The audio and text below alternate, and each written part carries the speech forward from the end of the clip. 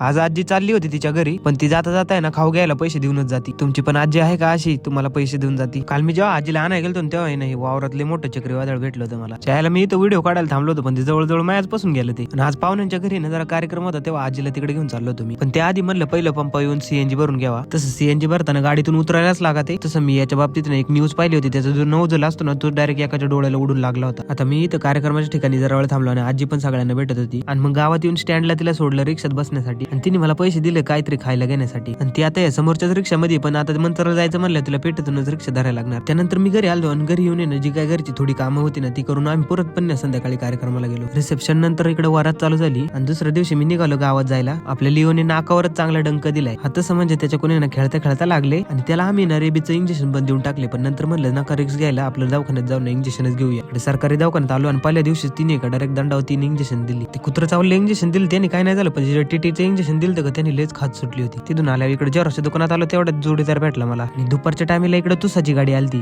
त्यांनी दाना गाडीतून बॅगा खाली फेकल्या ना आम्ही इकडे पटपटा टाकून घेतल्या. सगळ्या गोण्या टाकून झाल्यानंतर आम्ही लगेच खाली करून त्यांना पिशा रिटर्न करून दिले. आम्हाला लागते तेवढ्या गोण्या घेतल्यानंतर गाडी गेली रिटर्न.